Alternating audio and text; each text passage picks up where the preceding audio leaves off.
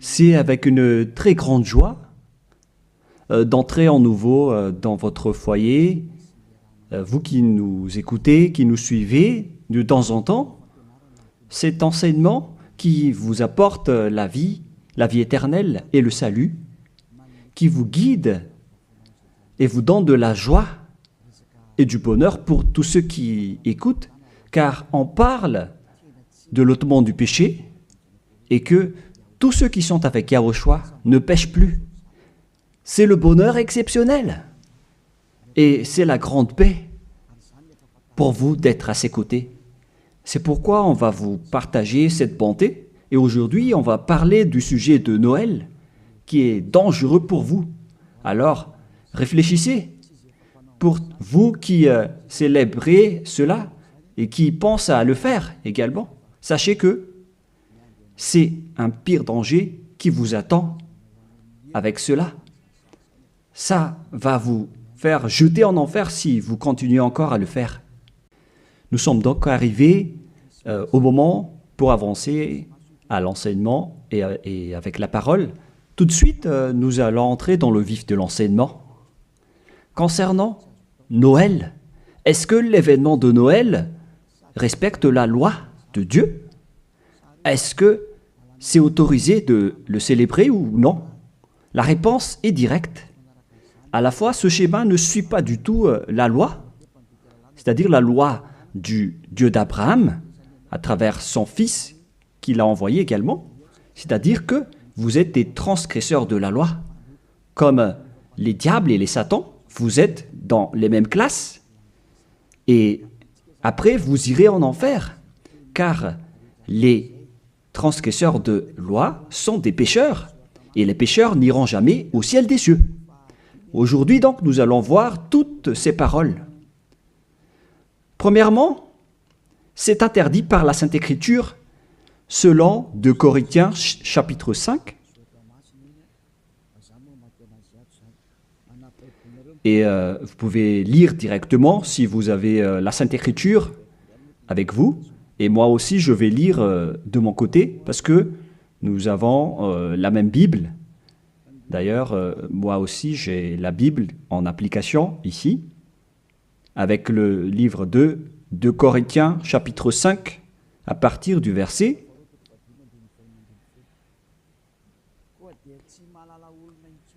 au verset 16. 2 Corinthiens chapitre 5, verset 16. Aussi, désormais, nous ne connaissons plus personne selon la chair. Et si nous avons connu Yahushua selon la chair, à présent, nous ne le connaissons plus de cette manière. On ne doit plus alors le connaître ainsi. C'est interdit de le connaître selon sa chair. Je parle bien de sa chair, car lorsqu'il est né, il est né en tant que chair. Un enfant est né pour nous. Vous connaissez bien ce schéma. On parle d'un enfant et non pas d'un esprit. On n'a pas dit que c'est un esprit qui est né pour nous. Ce qui était dit, c'est que c'est un enfant qui est né pour nous.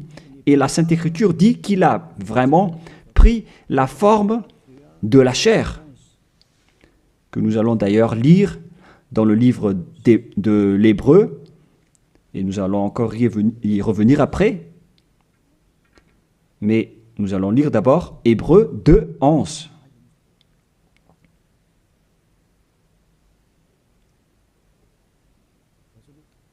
Où il est passé déjà. Attendez un peu. On dirait que ce n'est pas le bon verset, ce qui est écrit ici. Non, c'est Hébreu 2, 14 et non pas 11. Voilà, verset 14 et non pas 11. Puis, donc, les enfants ont eu un partage le sang et la chair. Lui aussi y a participé également afin de briser par sa mort la puissance de celui qui a l'empire de la mort, c'est-à-dire le diable. Donc, le Fils du Très-Haut a également pris le sang et la chair comme un enfant. Sa naissance est donc une naissance de chair. Il est né dans la chair. Il a pris la forme de la chair. Et cette chair qu'elle a pris à l'époque, c'est de la chair du péché. Car normalement, un être du ciel des cieux ne descend pas tout simplement ici sans raison. Même les anges peuvent être visibles ou invisibles en fonction de leur mission. Mais le Fils du Très-Haut, qui ne devait pas venir ici, il a sa forme spéciale venant du ciel des cieux, mais puisqu'il devait venir ici, donc il a dû prendre la chair humaine qu'il a vêtue en tant que chair de péché. C'est-à-dire que la chair de Yahushua, c'était de la chair de péché, où il y a plein de péchés. Il n'est pas un péché, mais c'est la chair qu'il a vêtue qui est la chair de péché. Donc si on regarde la chair qu'il a vêtue, on voit vraiment que c'est de la chair du péché. Et nous allons d'ailleurs voir la parole de Dieu à ce sujet. Nous allons encore lire ce verset avant de revenir à la première. Donc, Romains, chapitre 8, au verset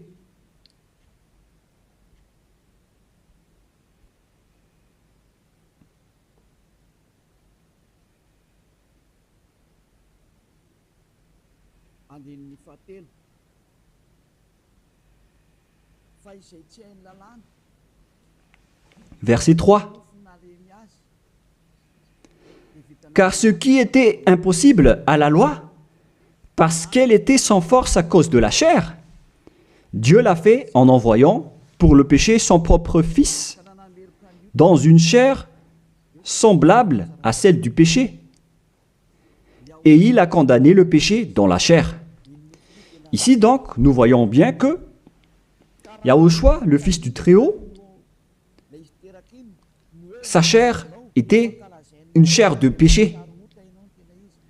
Et lors de sa naissance, si vous allez le célébrer, si vous allez célébrer son anniversaire, vous allez célébrer le péché et vous allez glorifier le péché, car il s'agit d'une chair de péché qu'il n'accepte pas du tout. Donc, c'est pourquoi c'est interdit de célébrer Noël, car c'est une célébration de sa chair, qui est une chair de péché, qui est vraiment interdit. Et maintenant, nous allons revenir avec le livre du 2 Corinthiens, chapitre 5, verset 16. Voilà. Ainsi, aussi, désormais, nous ne connaissons plus personne selon la chair. Et si nous avons connu Yahushua selon la chair, à présent, nous ne le connaissons plus de cette manière. C'est devenu interdit de le connaître ainsi. C'est-à-dire que Noël est supprimé. Si vous le célébrez encore, c'est-à-dire que vous êtes avec le diable. Alors, ne contestez plus. Si c'est une loi, alors c'est une loi. Mais vous avez été trempé par ce Jésus. Et après vous avoir trempé, il cherche le moyen pour manipuler vos esprits. Alors qu'on voit clairement que vous faites n'importe quoi. Vous provoquez la guerre au Dieu d'Abraham. Le Dieu d'Abraham dit que c'est interdit de le faire. Mais lui, il insiste pour le célébrer. Et vous voyez que c'est un envoyé du diable qui vous trompe. Et vous n'êtes pas encore conscient de cela. Quand je dis cela, certains sont en colère. Ces personnes qui vous font célébrer Noël vous jettent en enfer. Ils ne sont pas comme des hommes qui sont fermes, qui ont la fermeté comme moi. Moi, je suis ferme devant la vérité, par exemple. Et moi, j'ai dit, contrez cette vérité si vous osez. Mais personne n'a osé le faire. Ils aiment juste critiquer, mais ils sont dans le tort complètement. Et le salut vient des Juifs Donc, si c'est un Dieu juif, alors il doit porter un nom juif. Et Yahushua a vraiment un nom juif selon Jean 82, qui dit que le salut vient des Juifs. Nous allons lire ce passage, entre parenthèses, avec Jean 4, verset 22. Vous adorez ce que vous ne connaissez pas? Nous adorons ce que nous connaissons, car le salut vient des Juifs. Donc, ce Sauveur est juif. Et en tant que juif, on doit lui donner un nom juif. Et nous voyons ceci dans le livre des Apôtres, car il a prononcé son nom, un nom hébreu, en discutant avec l'apôtre Paul. Mais après, les gens ont changé son nom en nom grec, avec Jésus, que nous allons voir après que c'est un nom grec. Donc, tout d'abord, Actes chapitre 26, versets 14 et 15. Nous tombâmes tous par terre, et j'entendis une voix qui me disait, en langue hébreu ou hébraïque, on parle ici de langue hébreu. Saul, Saul, pourquoi me persécutes-tu? Il discutait donc en hébreu. Il te serait dur de regimber contre l'aiguillon. Qui êtes-vous, Seigneur? M'écriai-je. Et le Seigneur dit, je suis Yahushua que tu persécutes. Ici donc, la discussion entre le Fils de Dieu et l'apôtre Paul se faisait en langue hébreu. Et donc, lorsqu'ils vont prononcer le nom, est-ce qu'il est possible qu'ils vont prononcer le nom en malgache? Je vous pose la question. Parce que Jésus ou Jesus, c'est une langue française ou malgache. Parce que le nom d'origine devait être le nom hébreu, comme les anges ont annoncé à Maria.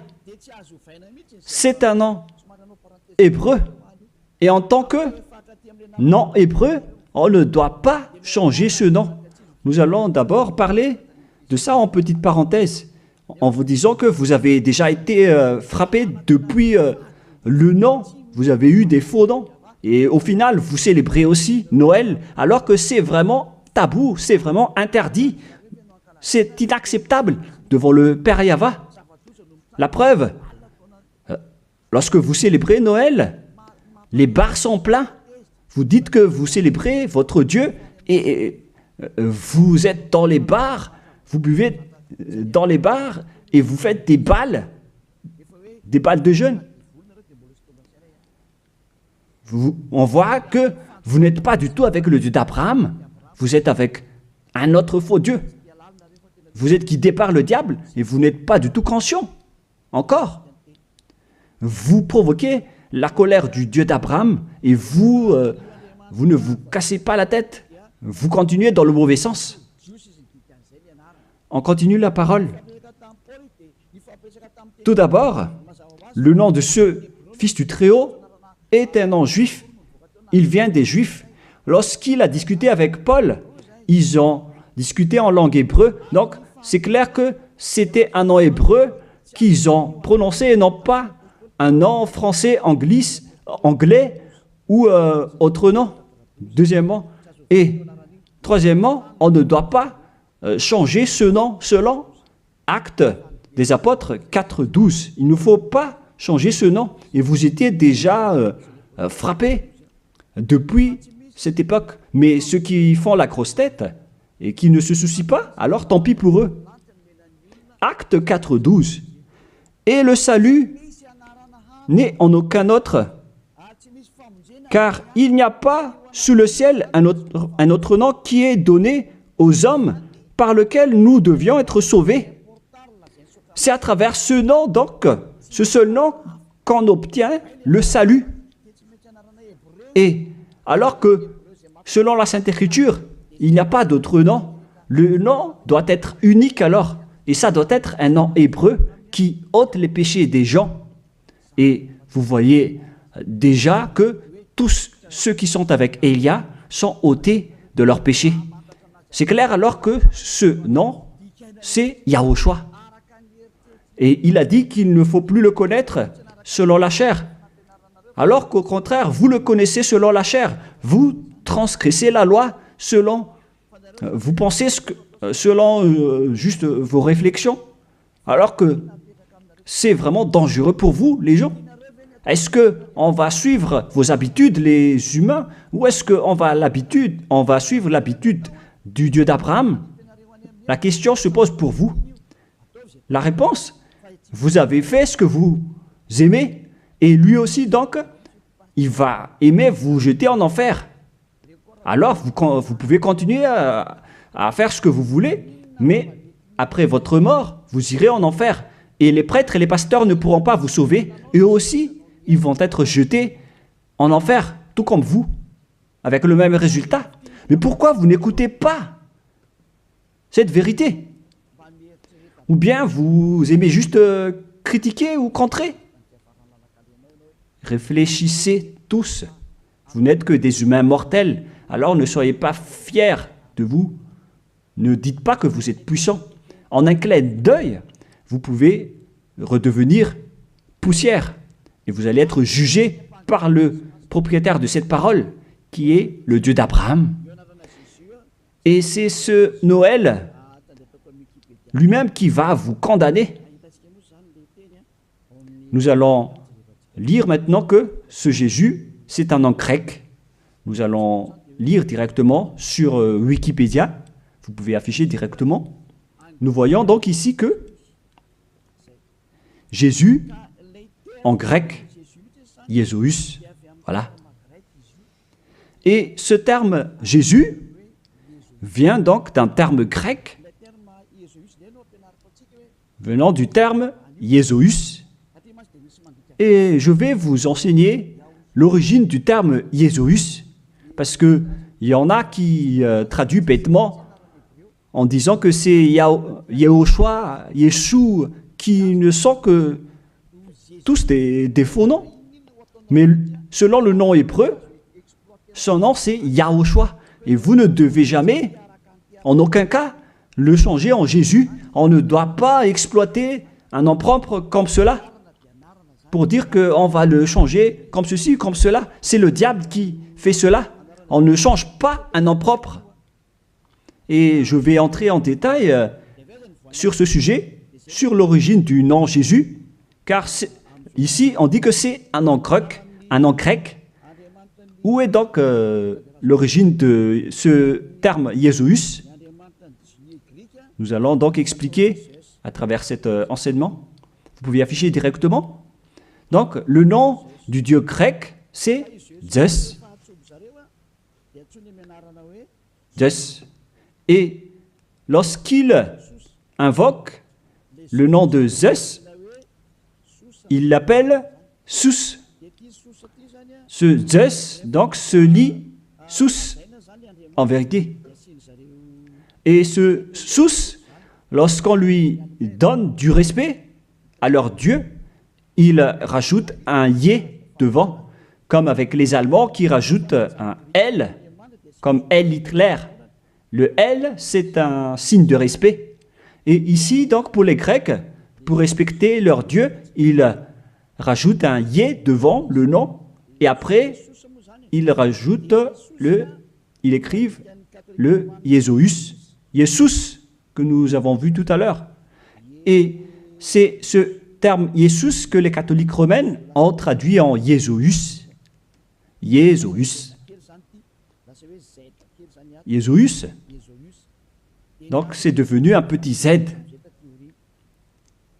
par là. Et le Jésus s'est transformé en Yes. Yes.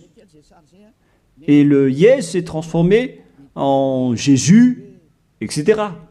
Nous allons aussi suivre ce schéma à partir de Jésus. Et ils ont changé le U en J. Pour certains, ils ont changé en J. Voilà.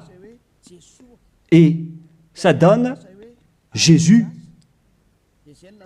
Et du coup, ça donne aussi Jésus ou Jesus, c'est-à-dire Jésus.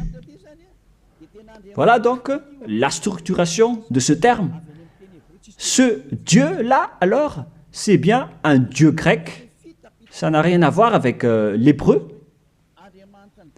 Vous voyez que c'est vraiment une grande tromperie que les gens ont fait jusqu'à maintenant. Vous adorez le Dieu grec. Et surtout, avec le sujet du 25 décembre, je vais entrer tout de suite là-dedans, car je veux dire que c'était depuis ce roi diabolique, à l'époque, qu'on a célébré donc cette date du 25 décembre, en célébrant aussi le dieu Zeus olympien, qui a inventé d'ailleurs les Jeux olympiques. Il a inventé les jeux des personnes nues qui se courent après et qui font des luttes. C'est Zeus qui a enseigné cela avec le roi Antiochus Épiphane également. Et donc Zeus était également avec lui. Nous allons donc lire ce passage dans la Bible, dans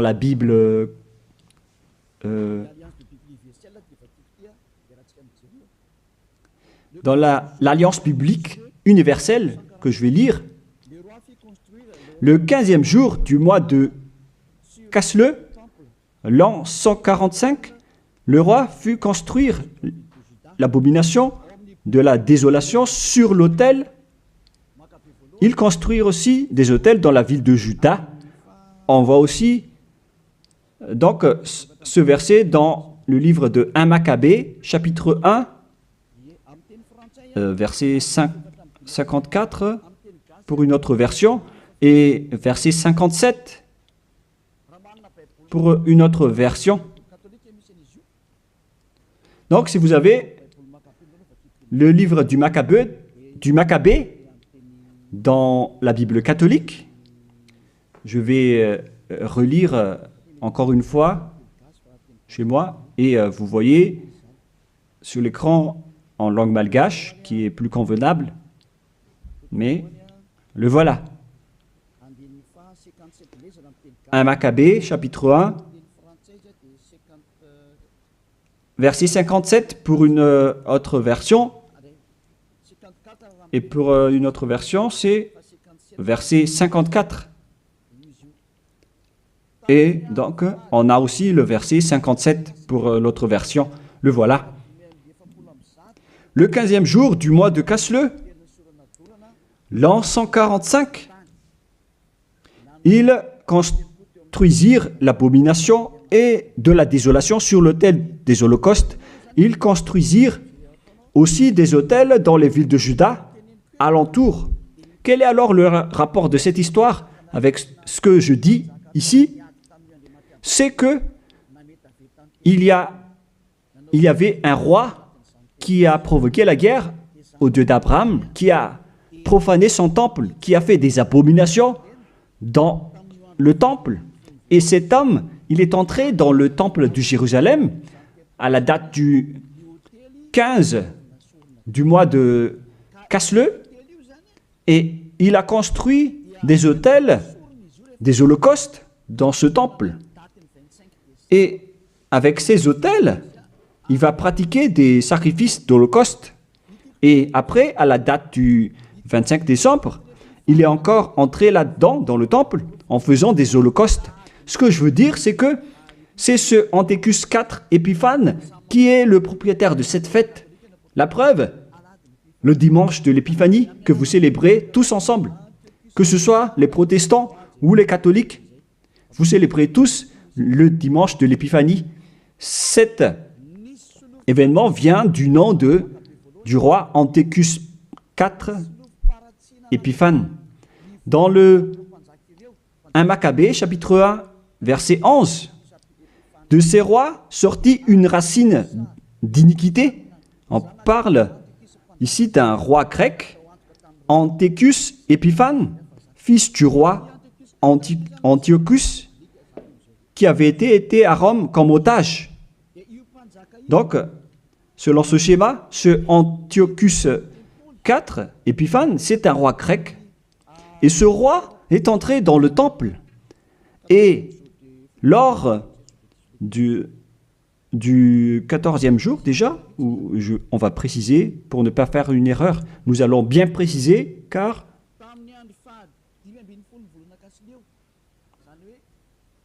le 15e jour du mois de Casle, c'est-à-dire au 15e jour du mois de Casle, l'an 145, ils construisirent l'abomination de la désolation sur l'autel des holocaustes. C'est Antiochus IV Épiphane donc, qui a fait cela. Antiochus IV veut dire qu'il est au 4e rang, des rois plutôt. Mais on lui distingue avec le nom d'Épiphane, avec le dimanche de l'Épiphanie que vous célébrez. C'est-à-dire que cette fête appartient à Antiochus IV Épiphane. Voilà ce que ça veut dire. Et nous allons lire un peu après. Et maintenant, le verset d'en bas, verset 62. Le 25 du mois, il offrait un sacrifice sur l'autel qui avait été construit sur l'autel des holocaustes. Donc, le 25 décembre du mois de Casle, on va préciser ça après, ils sont entrés dans le temple pour faire des abominations, pour faire des holocaustes inappropriés. C'est-à-dire que cet homme, Antiochus IV Épiphane, qui est le diable en personne, il a profané le temple du Père Yahva lors de la date du 25 décembre. C'était une date qui a rendu en colère et énervé le Père Yahva, cette date du 25 décembre, que vous célébrez tous. Et cela est prouvé par le dimanche de l'Épiphanie, que vous célébrez après le 25 décembre. C'est pour prouver que vous célébrez Épiphane et non pas le Fils du Très-Haut. C'est le diable qui est derrière tout cela. Et vous êtes jugés par ce dimanche de l'Épiphanie qui parle de la fête d'Épiphane. Et vous êtes tous attrapés et piégés par cela. Vous avez rendu en colère le vrai Dieu en rendant gloire au diable d'Antiochus IV Épiphane, car c'est lui qu'on célèbre à ce sujet. Nous allons lire ce passage et merci de bien préciser dans votre livre, car il y a une explication de ceci dans 1 Maccabée, chapitre 1, verset 54 dans une autre version, et 57 ou 59, et verset 62. Le 25e du mois, ils offraient un sacrifice sur l'autel païen qui avait été construit sur l'autel du temple des holocaustes. Et nous allons préciser ici, en décembre 167 avant Yahushua, l'heure abominable, c'était l'autel de Zeus olympien, le dieu grec. Je répète encore une fois, Kislev en l'an 145, c'est la fin décembre 167 avant Yahushua. L'heure abominable, c'est l'autel de Zeus olympien, dieu grec. C'est ce qu'on veut transmettre ici, donc, c'est que on a vraiment fait entrer le dieu grec dans le temple. Et c'est bien Zeus qu'ils ont fait entrer dedans. C'est ce que je vous ai dit tout à l'heure, que c'est lui qui est appelé aussi Sus, ce dieu grec. C'est vraiment Jesus. Et vous aussi, vous l'appelez Zeus ou Jésus. Ça vient du terme Jesus. Et on vous a manipulé aussi avec l'événement du 25 décembre. C'est Antiochus IV que vous vénérez. Donc, votre Dieu, c'est le Dieu d'Antiochus IV Épiphane, et non pas le Dieu, le Fils du Très-Haut. Vous avez été manipulé et trompé par Jésus. On le voit tous ensemble ici. En même temps, vous avez transgressé la Sainte Écriture et la loi. Et vous avez aussi donc adoré le Dieu de Antiochus IV Épiphane. On parle ici de la Bible de l'Alliance universelle qui l'explique bien en détail. Et ce sont les théologiens internationaux qui ont écrit cette Bible. Tous les religieux le connaissent, y compris le pape catholique romain. Tous les chefs religieux connaissent aussi ce livre, car c'est un livre international que personne ne peut contester. Et c'est ça ce qui était écrit là-dedans. Ce n'est pas aujourd'hui qu'on le voit, mais ça, c'était depuis bien longtemps que ça a été écrit là-dedans. Ce qui veut dire, alors qu'ils ont fait de l'abomination, de la profanation dans le temple de Jérusalem lors de la date du 25 décembre. Et maintenant, nous allons voir que cette date du 25 décembre était le jour où Antiochus IV a profané le temple, tout en célébrant également son anniversaire, en profanant le temple de Jérusalem et en provoquant la colère du Père Yahva. Et c'était lors de la date du 25 décembre. Nous allons également lire la parole concernée à ce sujet. Vous pouvez aussi suivre. Le 25e jour du mois, c'était le jour de chaque mois où l'on fêtait la naissance du roi. Je répète encore une fois, le 25e jour du mois, que j'ai déjà dit tout à l'heure, dans le verset 59 ou 62, c'était le jour où chaque mois on fêtait la naissance du roi. Ça veut dire que la date du 25 décembre, c'est la date de célébration de l'anniversaire de naissance de Antiochus IV Épiphane. Et j'ai failli oublier de vous dire que le mois de Casleu veut dire vers la fin de décembre 167. Le mois de Casleu et le mois de décembre sont donc vraiment similaires. Et donc, ils sont entrés le 15 décembre dans le temple. Et le centre de la fête, c'était le 25 décembre, l'anniversaire de Antiochus IV Épiphane. Et ce qui a rendu vraiment gravement en colère le Père Yahva, c'est suite à l'entrée du dieu grec Zeus dans le temple également, lors de cette date, ils ont apporté des holocaustes pour Zeus à la date du 25 décembre dans le temple du Père Yahva. Ils ont osé faire entrer des holocaustes abominables pour Zeus dans le temple du Père Yahva lors de la date du 25 décembre. Et cette date, c'était la date de la célébration de l'anniversaire de ce roi, et non pas celui du fils du Très-Haut. Vous avez tous été trempés. C'était l'anniversaire de naissance de Antiochus IV Épiphane. La preuve, vous célébrez le dimanche de l'Épiphanie, 2 semaines à peu près, la date du 25 décembre. Moi, je ne connais pas ça parce que je ne le célèbre pas, mais ça existe vraiment. Expliquez-moi alors, qu'est-ce que ça veut dire le dimanche de l'Épiphanie? Parce qu'il n'y a qu'un seul nom dans la Sainte Écriture, et c'est le nom de Antiochus IV Épiphane. C'est clair, alors que si vous célébrez le dimanche de l'Épiphanie, c'est que vous avez célébré l'anniversaire d'Antiochus IV Épiphane, qui a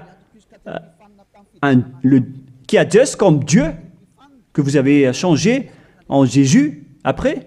Donc, vous avez célébré l'anniversaire de Antiochus IV Épiphane, d'abord, et non pas celui du Fils du Très-Haut. Et à la fin, vous clôturez la fête avec le dimanche de l'Épiphanie. Vous célébrez tous cette date. Et maintenant, vous n'allez pas être encore conscient. Et vous allez encore duper les gens, vous les religieux. Vous avez vu la grosse erreur de ces religieux. Et pourquoi vous n'êtes pas encore conscient? de ce système religieux qui n'est plus correct, c'est carrément déjà détruit. C'est le diable qui vous manipule. Ils ont changé jusqu'au vrai nom de ce Dieu. Tout ça vous dit que vous n'êtes pas du tout avec le Dieu d'Abraham. Ça n'existe pas. Enlevez ça de votre tête. Si vous étiez déjà avec le Dieu d'Abraham, vous auriez déjà dû être ôté de vos péchés, comme ceux qui sont avec Élia.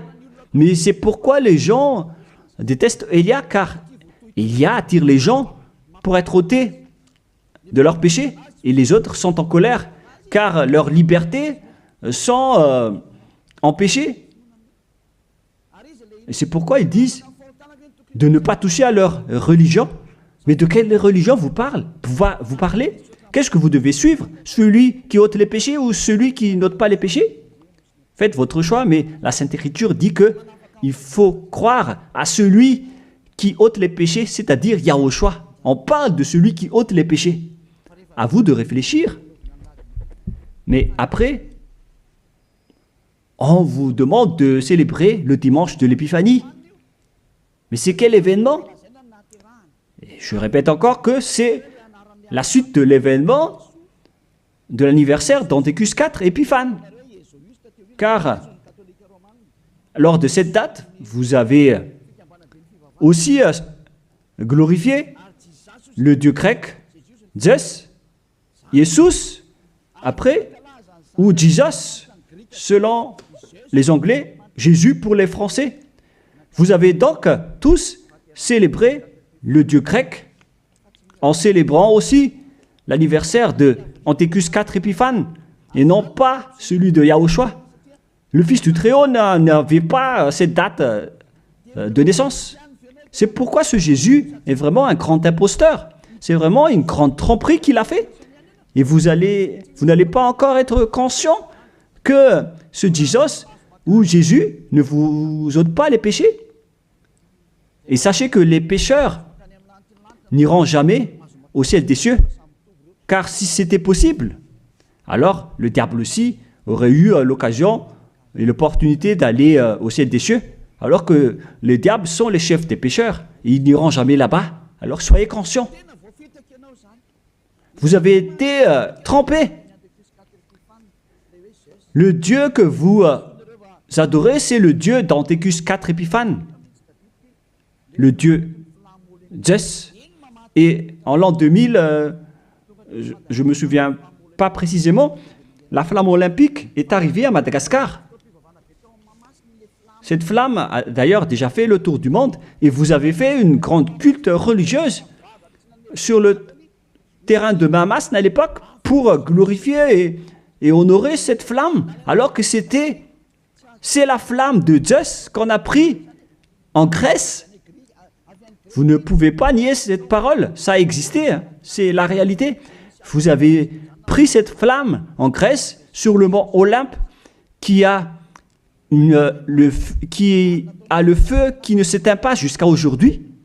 Il parle de la présence de Zeus.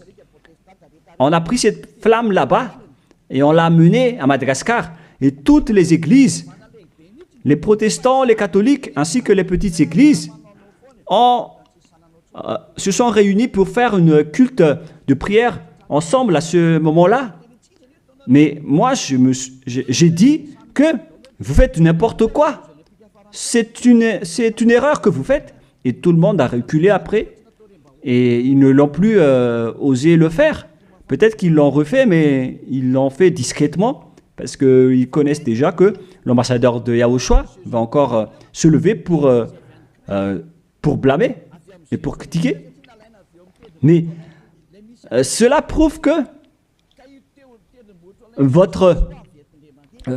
cette flamme vient du mont Olympe, le montagne de feu.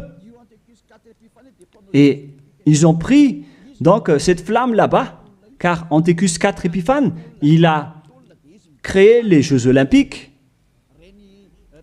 avec les jeux de lutte, avec des personnes nues. C'est Antiochus IV Épiphane qui les a créés et qui les a enseignés. Il est le leader de ce genre de jeu. C'est pourquoi la majorité des sports se pratiquent nus, car c'est lui qui a inventé cela. C'est pourquoi on parle de Jeux olympiques. Ça vient du mont Olympe en Grèce, et c'est Zeus qui est dedans, que les Grecs ont appelé Jésus, Jésus pour les catholiques, et Jésus, au final, celui que vous adorez. Donc, vous adorez Zeus. C'est Zeus qui est votre chef. Et après, je ne me souviens plus si c'était en 2004 ou 2006, vous avez emmené la flamme olympique ici. Vous avez fait une grande fête au terrain de Mamas, qui a créé une grosse embouteillage comme pas possible. Ici à Tananarive, ça a vraiment été trop. C'était une grande folie. Ça prouve donc que votre Dieu, c'est Zeus. Car s'il n'était pas votre Dieu, alors vous n'aurez pas dû faire de la prière ensemble avec cette flamme olympique. Alors c'était la preuve que vous priez le Dieu Zeus, qu'on appelle également Sus ou Jésus, et au final Jésus ou Jesus. Qu'est-ce que vous allez encore dire face à cela? Alors, osez dire que on n'a pas fait une culte, on n'a jamais fait de culte à Mamas, en disant que j'invente tout ça. Bah, là, c'est trop de mensonges si vous osez encore dire cela. Parce que là, on parle vraiment de la flamme olympique qui vient du mont Olympe en Grèce. Et ensuite, le Dieu qui est propriétaire de cette flamme, il s'appelle Zeus, que vous appelez aussi Jesus ou Jésus, avec les autres appellations que j'ai déjà expliquées. Et l'homme qui l'a vénéré, c'est Antiochus IV Épiphane. Ils sont dans le même camp. Alors que vous, les religieux et vos fidèles, vous avez prié ensemble avec cette flamme olympique. C'est-à-dire que vous avez le Dieu, vous avez comme Dieu le Dieu grec jusqu'à la fin. Alors, restez toujours là-dedans et vous allez voir. Vous célébrez déjà l'anniversaire de Antiochus IV Épiphane et non pas la naissance du Fils de Dieu. Et la dernière preuve, c'est le dimanche de l'Épiphanie. Qu'en est-il du dimanche de l'Épiphanie que vous célébrez? Le dimanche de l'Épiphanie, c'est la clôture de la fête. Ça a commencé le 15 décembre. Le centre de la fête, c'est le 25 décembre, l'anniversaire d'Antiochus IV Épiphane. Et il clôturait la fête avec le dimanche de l'Épiphanie. Lorsque un roi fait la fête, ça dure en moyenne 1 mois ou un peu plus, ou un peu moins, mais ça peut être plus. Donc, ils ont commencé le 15 décembre, le centre de la fête se déroulait le 25 décembre, et après ils ont terminé avec le dimanche de l'Épiphanie. C'était donc vraiment l'événement de la fête de Antiochus IV Épiphane. Est-ce que vous allez encore contester cela? Soyez conscients que ce Jésus n'est pas un vrai Dieu. Il vous rend pécheur. Il vous tend toujours des pièges. Vous entrez encore dans des pièges. Surtout avec ceux qui suivent les pays qui adorent ce Jésus. Il les frappe vraiment, il les punit. Il les punit vraiment comme ce qui se passe ici à Madagascar, avec les faux chrétiens. C'est vraiment incorrect ce que vous faites, et vous êtes tous en train d'être jetés en enfer par ce Jésus. Si vous n'êtes pas encore conscient, tant pis pour vous, mais si vous voulez être sauvé, rapprochez-vous de Élia. Si vous voulez être libéré, alors suivez Élia. Suivez-moi et vous allez être libre. Et vous irez au ciel des cieux. L'objectif, c'est de ne plus jamais pécher. Mais hélas, vous ne pouvez pas entrer dans ce chemin car vous êtes des pécheurs. Selon Apocalypse 21-27, et les impurs et les souillés n'y entreront jamais. dans Apocalypse. Et on regarde tous à travers l'écran.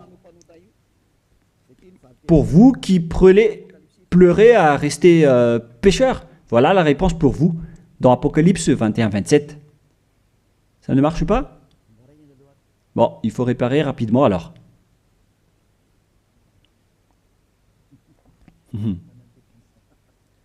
On a vu la main du technicien, c'est pas grave parce qu'il travaille. Apocalypse 21-27. Et il n'y entrera rien de souillé. Voilà ce qui est dit dans votre Bible.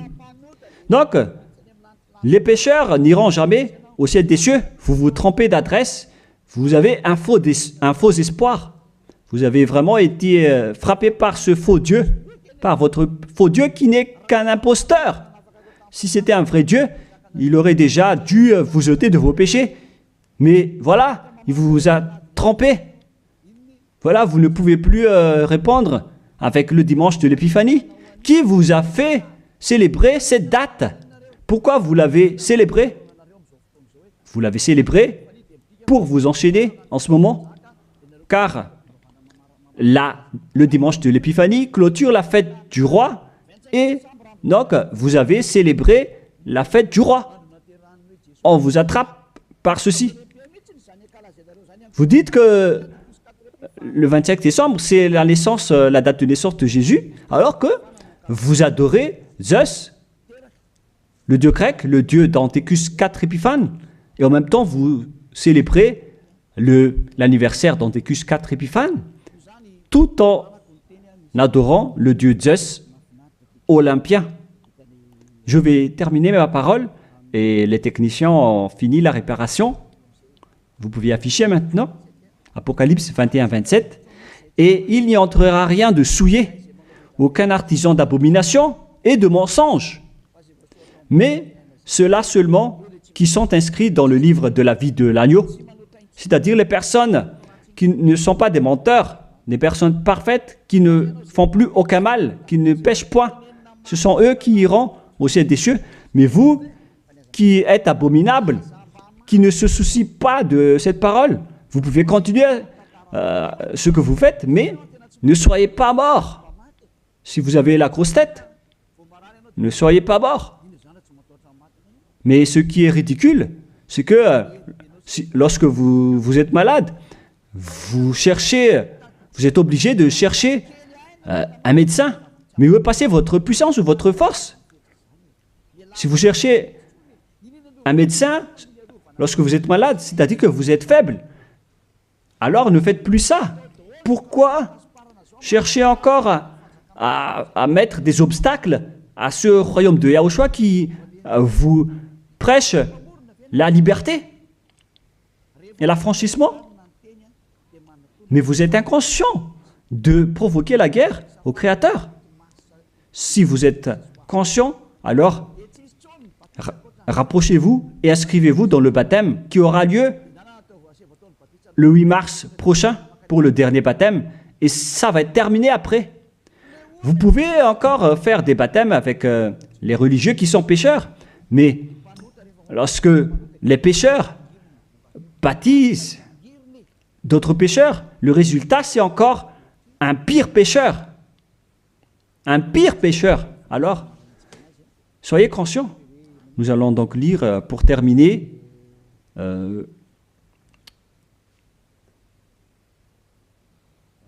voilà.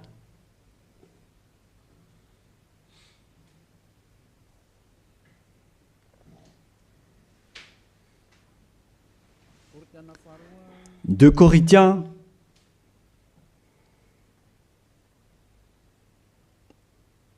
chapitre 5, verset 16. Vous pouvez afficher directement. Voilà.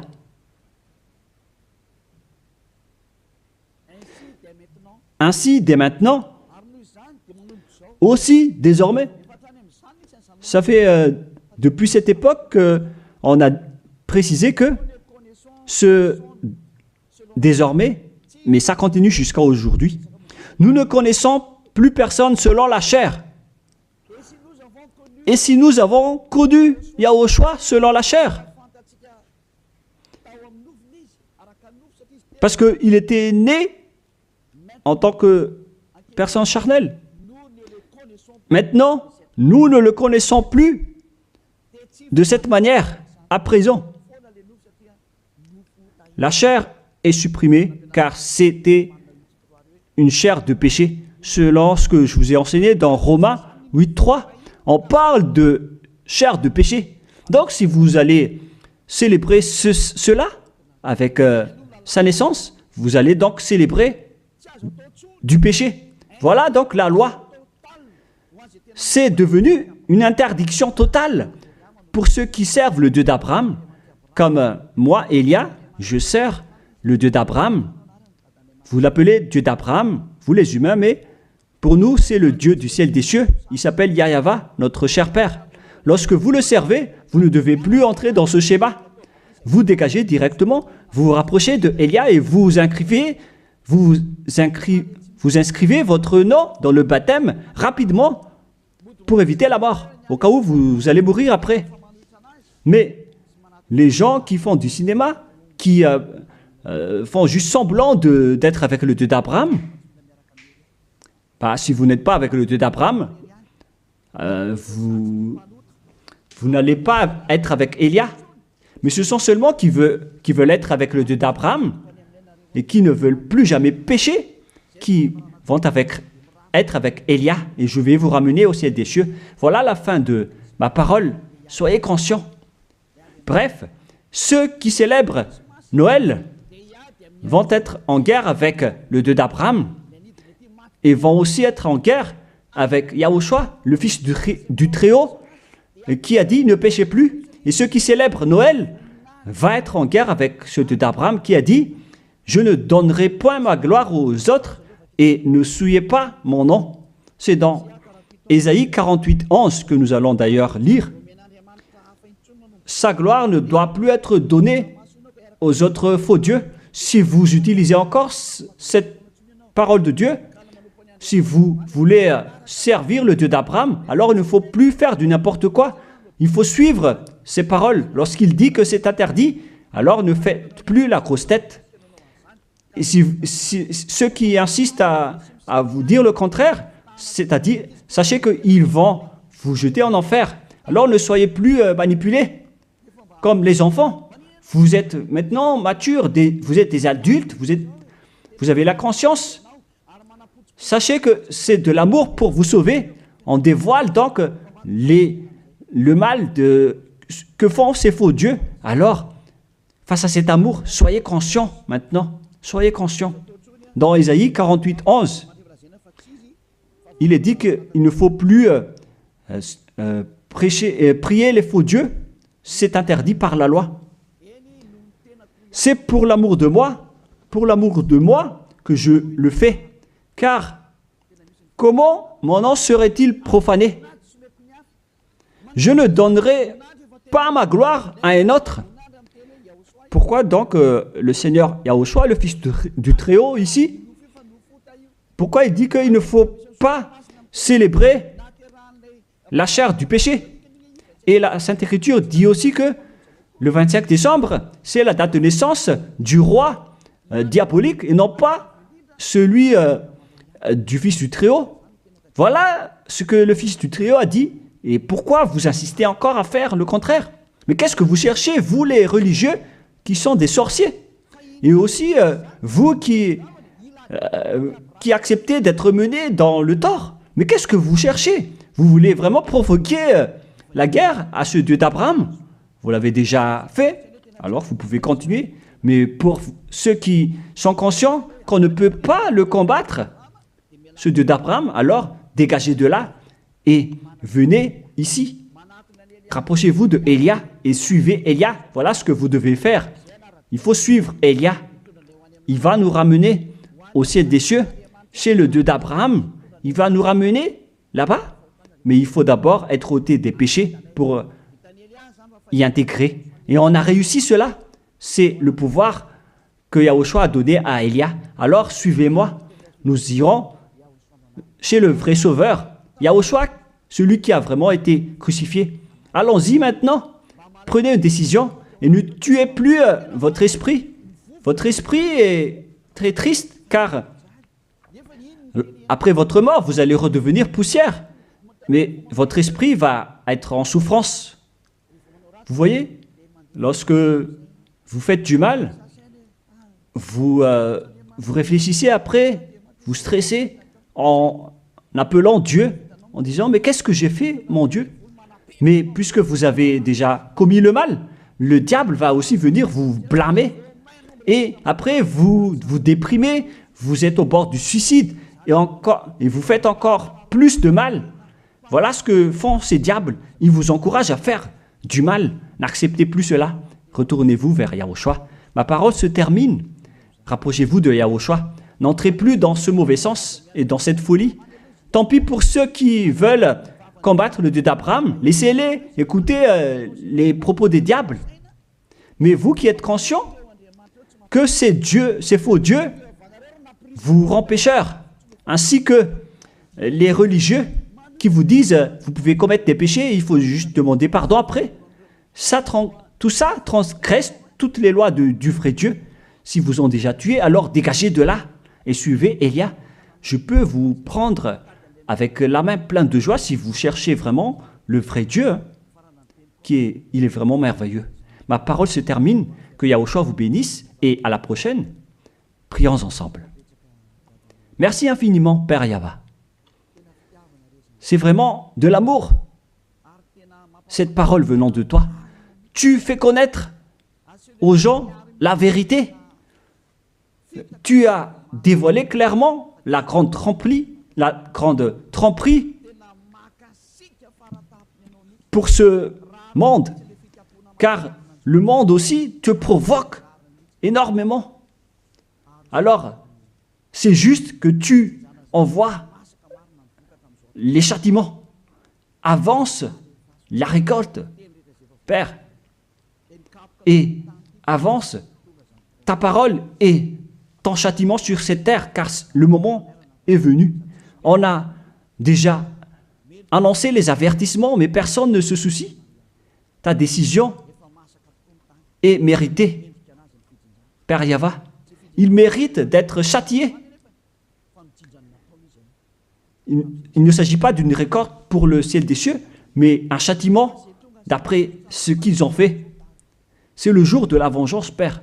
Mais tous ceux qui veulent fuir ce danger, Père, qu'ils sortent de là et qu'ils se rapprochent de Élia, car je vais les ramener auprès de toi, Père Yahva et Yahushua. Faites en sorte qu'ils me trouvent, même s'ils sont à l'extrémité de la terre. Faites en sorte qu'ils se tournent vers Élia. Je suis déjà là.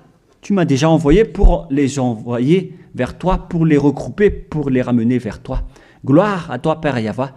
Gloire à toi, Yahushua. Bénis alors cette parole pour qu'elle touche le cœur de chacun, pour qu'il sache que c'est le salut, mais pas un jeu. Merci, Père Yahva. Au nom de toi, Yahushua, je fais toutes ces prières. Alléluia. Amen. Merci à tous d'avoir suivi la parole et l'enseignement. Au revoir. Au revoir tout le monde.